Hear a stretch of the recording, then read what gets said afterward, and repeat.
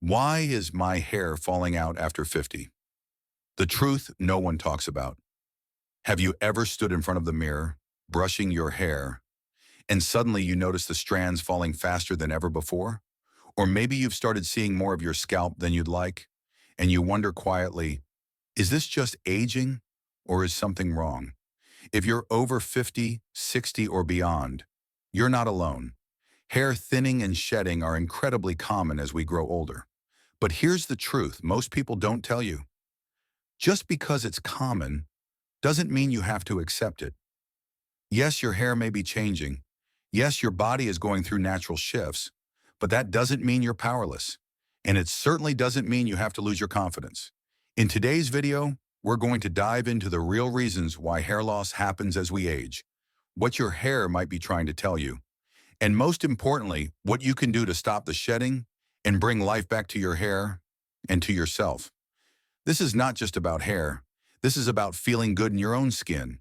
This is about learning to care for yourself at any age with wisdom, grace, and strength.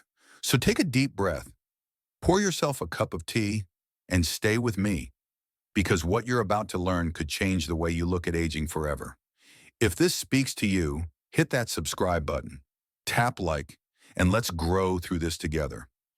Your journey to stronger, healthier hair starts right now. Part 1. Why does hair start falling out more as we age?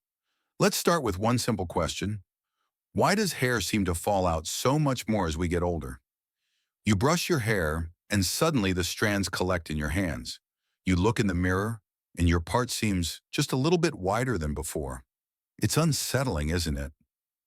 But here's the good news. You're not alone, and you're not imagining it. Hair thinning is a natural part of aging, but it doesn't happen for just one reason.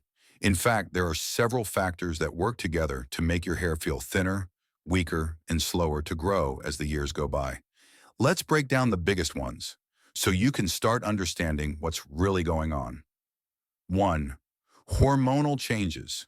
For women, estrogen helps keep hair thick and full, but after menopause, estrogen levels drop, and that shift can make hair follicles shrink, causing more shedding and slower regrowth. For men, the issue is usually testosterone converting into a hormone called DHT. DHT can actually shrink hair follicles over time, leading to a receding hairline or thinning at the crown. 2. Aging hair follicles. Just like skin and joints, your hair follicles age. They get smaller, they grow hair more slowly, and eventually some stop growing hair altogether. It's not your fault. It's simply part of the natural aging process. Third, slower nutrient absorption. Even with a healthy diet, your body may not absorb nutrients as well as it used to. And nutrients like protein, iron, zinc, biotin, and vitamin D are essential for hair growth. When the body is running low, your hair is one of the first places it shows. 4. Chronic stress. Stress doesn't just live in your head, it lives in your body. When you're under long-term stress, your hormones shift, blood flow to your scalp decreases, and hair follicles are pushed into a resting phase, which eventually leads to shedding. 5. Medications and medical conditions. Many older adults take medications for things like high blood pressure, cholesterol, or depression, and these can have side effects that include hair loss. Conditions like thyroid disease, anemia, and autoimmune issues can also affect your hair more than you realize. But here's the empowering part. Once you understand why it's happening, you can start doing something about it. You're not helpless. And your hair story isn't over. It's just evolving. And you're in the driver's seat. In the next section, we'll talk about the warning signs to watch for, the little clues that let you know when it's time to take action. Part 2, signs your hair loss might be more than just aging. Now that we've talked about why hair thins with age, let's talk about how to know if what you're experiencing is normal or if it might be a sign of something more. Because here's the thing, some hair loss is expected as we get older, but that doesn't mean all hair loss is harmless. Sometimes your hair is sending you a message, and it's important to know how to listen. Let's look at the warning signs that suggest your hair loss might be more than just aging. 1. You're losing more than 100 hairs a day. Some shedding is totally normal. We all lose hair daily, It's part of the natural growth cycle. But if you're finding handfuls of hair in your brush, in the shower, or on your pillow, and it keeps happening day after day, that's a red flag. 2. Your scalp is becoming more visible. Take a moment and look at your part. Has it widened over time? Can you see more of your scalp than before? If so, this could be a sign that your hair follicles are shrinking and your hair is becoming finer and fewer in number. 3. New hair isn't growing back. In the past, when a few hairs fell out, new ones would come in, strong, thick, and healthy. But now, if regrowth is weak, thin, or non-existent, your follicles may not be functioning properly anymore. 4. You notice bald patches or sudden hair loss. If hair is falling out in round or patchy areas, especially all at once, it could be something called alopecia areata, an autoimmune condition. This type of hair loss happens when your immune system mistakenly attacks your hair follicles. It usually requires medical attention. 5. Your hairline is receding quickly. A gradually thinning hairline can be normal, but if it's moving back faster than expected, especially in men or in women with a family history of hair loss, it's worth having a professional take a closer look. So what does this all mean? If you've noticed any of these signs, don't panic, but don't ignore them either. Hair loss isn't just cosmetic. Sometimes it's your body asking for help, and the sooner you respond, the more options you'll have to restore your hair and your confidence. In the next part, we'll look at something powerful and often overlooked, how your diet could be affecting your hair every single day. Because beautiful hair doesn't just happen on the surface, it starts from within. Part 3, the power of nutrition, feeding your hair from within. Let me ask you something. When was the last time you thought about how your diet affects your hair? Because here's a little-known truth. Healthy hair doesn't start with a shampoo bottle. It starts in your kitchen. It starts with the nutrients you put into your body every single day. You see, your hair is one of the last things to receive nutrients from the food you eat. Why? Because your body prioritizes vital organs first, like your heart, brain, and liver. Hair? Well, it's considered non-essential for survival. So if you're not getting enough of the right vitamins and minerals, your hair will be one of the first things to suffer. Let's talk about the key nutrients your hair absolutely needs to stay strong, full, and growing. 1. Protein, the building block of hair. Hair is made of keratin, a protein. So if you're not getting enough protein in your diet, your hair simply can't grow the way it should. Try adding foods like eggs, chicken, Greek yogurt, tofu, or lentils. If you're vegetarian or have dietary restrictions, don't worry, there are plenty of plant-based sources of protein that can support your hair. 2. Iron and zinc, the blood flow boosters. Iron helps red blood cells carry oxygen to your scalp. Zinc keeps the oil glands around your follicles working properly. A lack of these minerals can lead to hair shedding, and even hair that stops growing altogether. Great sources? Spinach, lean red meat, pumpkin seeds, and shellfish like oysters or clams. If you've ever felt tired, cold, or noticed your nails breaking easily, you might be low in iron or zinc, and your hair will tell you if you listen. 3. Biotin and B-complex vitamins. Biotin, also known as vitamin B7, is one of the most famous hair vitamins. But it's not magic. It only works if your body's lacking in it. Still, it plays a crucial role in strengthening hair and improving thickness. Other B vitamins, like B12 and B6, help with red blood cell formation and support the hair's growth cycle. You can find them in foods like eggs, almonds, sweet potatoes, bananas, and whole grains. 4. Vitamin D, the silent supporter. Low vitamin D is linked to many health issues, and one of them is hair thinning. Our bodies create vitamin D naturally from sunlight, but as we age and as we spend more time indoors, many of us end up deficient without even knowing it. Consider getting your levels checked and talk to your doctor about whether a supplement could help. 5. Omega-3 fatty acids for shine and strength. These healthy fats nourish the scalp, reduce inflammation, and keep hair looking soft and full of life. You'll find them in fatty fish like salmon, flax seeds, chia seeds, and walnuts.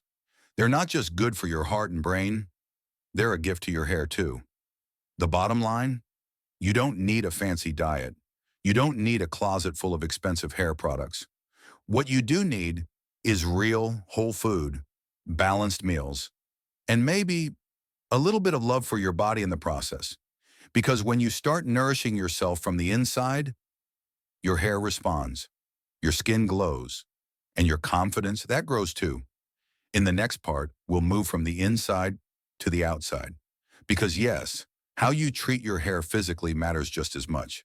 So stick around, because next we'll talk about the daily habits that might be hurting your hair without you even realizing it. Part 4, daily hair habits that protect, not punish, your hair. Okay, so you're feeding your body the right nutrients. That's a huge step. But now let's talk about how you treat your hair on the outside. Because believe it or not, some of the most common everyday hair habits, the ones you've been doing for years, might actually be making your hair worse. And at this stage in life, your hair is more delicate than ever. It deserves to be treated with kindness, patience, and a little bit of know-how.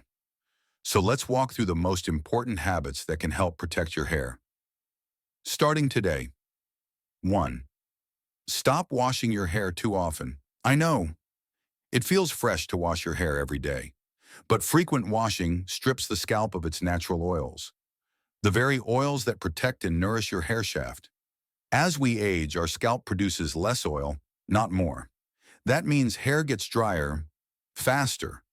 Try washing your hair just 2 to 3 times a week, and when you do, be gentle. 2. Use lukewarm water, not hot. Steamy showers might feel amazing, but hot water can be brutal for aging hair. It opens the hair cuticle, dries out the scalp, and leads to breakage over time. Lukewarm or even cool water helps your hair retain moisture. Your scalp and your strands will thank you. 3. Choose a gentle shampoo. Skip the fancy volumizing or clarifying labels. They often contain harsh detergents that strip everything away. Instead, look for shampoos that say things like sulfate-free, moisturizing, or for thinning or aging hair. Your goal isn't squeaky clean, it's healthy and hydrated. 4. Massage your scalp regularly. This one's simple and surprisingly powerful. Massaging your scalp with your fingertips for just 2 to 3 minutes a day helps increase blood flow to the hair follicles. It can also stimulate growth and improve thickness over time. You can do this in the shower, before bed, or even while watching TV. It feels good, relaxes your nervous system, and gives your scalp the circulation it craves. 5. Be mindful when brushing. Older hair is more fragile, especially when wet. So always use a wide-tooth comb or a soft bristle brush and start brushing from the bottom, gently working your way up. Never yank or tug. And here's a little tip. If your hair is wet, try patting it dry with a soft towel. Don't rub. Friction causes frizz. Frizz causes breakage. Breakage leads to thinning. Gentle is the name of the game. 6. Limit heat styling and chemical treatments. If you've been using curling irons, flat irons, or blow dryers for years, it might be time to give your hair a break. Heat weakens the hair shaft, especially when it's used frequently. And chemical treatments like perms, relaxers, and harsh dyes, they can strip the life right out of your hair. If you must use heat, use a heat protectant spray, keep the temperature low, and avoid daily use. 7. Don't tie your hair too tight. Ponytails, buns, braids, they seem harmless, but when they're too tight, they put constant pressure on your hair follicles. Over time, this can lead to traction alopecia, a type of hair loss caused by tension. Loose styles are not only more comfortable, they're much healthier for your hairline. So here's the bottom line. Your hair isn't what it used to be, and that's okay. It doesn't mean it's less beautiful. It just means it needs a different kind of care now. A gentler, wiser, more loving kind of care.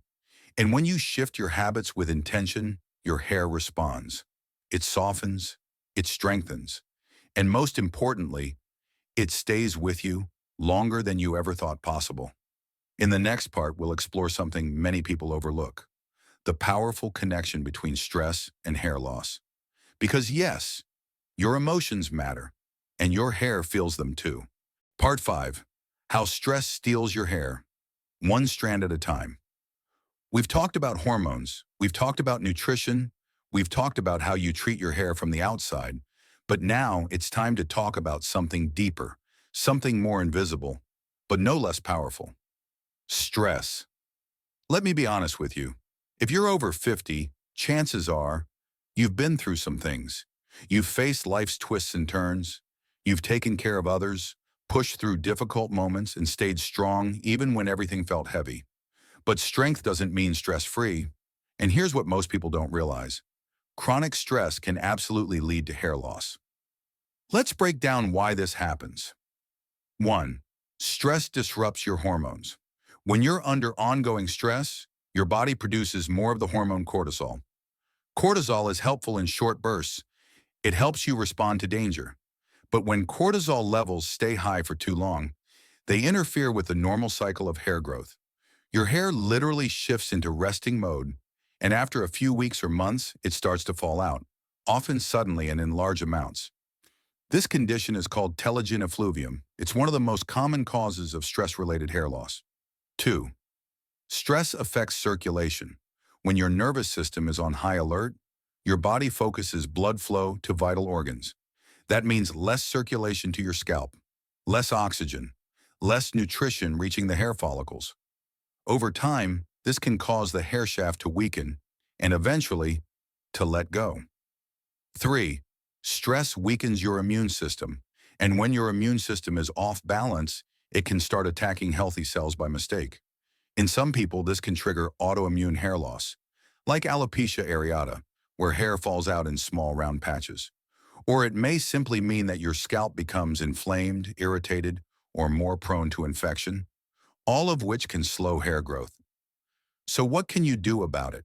You can't erase stress completely. Life doesn't work that way. But you can change how you respond to it. And sometimes that's enough to make a difference. Not just in your hair, but in your heart, your sleep, and your smile. Let's explore a few powerful habits. Try daily relaxation rituals. You don't need hours of meditation. Just 5 to 10 minutes a day of deep breathing, gentle yoga, or listening to calming music can quiet the nervous system and lower cortisol levels. Keep a journal. Write down what you're feeling, what's weighing on you, what you're grateful for. Getting it out of your head and onto paper can lighten the emotional load and free your body from holding tension inside. Spend time in nature. Fresh air, sunlight, the simple sound of leaves rustling or birds singing. They have a way of reminding us we're part of something bigger. Even just a 15-minute walk can work wonders on your mood and your hair. Talk to someone, whether it's a friend, a therapist, or a support group. You don't have to carry it all alone. Emotional release is healing, and healing on the inside leads to healing on the outside. Your hair isn't separate from your story. It's connected to your stress, your peace, your energy. So take care of your mind, your emotions, your spirit. Because when you do, your hair can begin to recover, and maybe so can you. In our next section, we'll talk about when it's time to stop guessing and start asking for help. Because sometimes the most powerful thing you can do is bring in a professional who can guide you toward real answers. Part 6. When to see a doctor and what treatment options are out there. Sometimes, no matter how well you eat, no matter how gently you treat your hair, and no matter how hard you try to manage your stress, the shedding continues. The thinning becomes more noticeable, and you start wondering, is this something I can fix on my own? Here's the truth. There comes a point when it's not just about home remedies anymore. It's about answers. And getting them means one important thing: talking to a doctor. Not just any doctor, but one who understands hair loss. Usually that means a dermatologist, especially one who specializes in aging hair or scalp health. Let's walk through when to make that appointment and what treatments might actually work. When should you see a doctor about hair loss? Here are some signs that it's time to stop guessing and start getting tested. You've been losing hair steadily for more than 3 months. Your scalp is itchy, inflamed, or painful. You're noticing round bald patches or sudden clumps of hair falling out. Your hairline is receding faster than expected. You feel tired, cold, or foggy, signs of possible thyroid or iron issues. You've already tried over-the-counter treatments with no improvement. Remember, hair loss can be a symptom, not just a cosmetic issue. It might be your body's way of saying, hey, something's off. Let's take a closer look. And the sooner you investigate, the better your chances of stopping it early. What kind of tests might your doctor recommend? Blood tests to check for thyroid imbalances, anemia, low iron, vitamin D deficiency, or hormonal shifts. Scalp biopsy if autoimmune conditions like alopecia areata are suspected. Hormone panels, especially helpful for postmenopausal women. Pull test, where the doctor gently tugs on your hair to see how much comes out. Microscopic exam, to evaluate the health of your hair shaft and follicle. It might feel overwhelming at first, but think of it like this. You're gathering clues, and every answer brings you one step closer to restoring your hair and your peace of mind. What treatment options are available? The good news? There are real medically backed solutions for hair loss, especially if you catch it early. Let's explore a few. 1. Topical minoxidil Rogaine. This FDA-approved treatment is available over the counter, and it works for many people. It helps stimulate hair growth and slow shedding. It takes consistency, usually several months, but many see noticeable improvement when used correctly. 2. Oral medications. Depending on your diagnosis, your doctor may prescribe medications like spironolactone for women or finasteride for men to regulate hormone-related hair loss. These aren't for everyone, but in the right cases, they can be game changers. 3. Platelet-rich plasma, PRP. Therapy. This cutting-edge treatment involves drawing your own blood, spinning it to isolate the growth factors, and injecting it back into the scalp to stimulate dormant follicles. It sounds intense, but it's non-surgical, relatively safe, and has shown impressive results in many patients. 4. Low-level laser therapy, LLLT. These devices, like laser caps or combs, use light to improve blood flow and revive weak follicles. They're FDA cleared and can be used at home. Like everything else, consistency is key.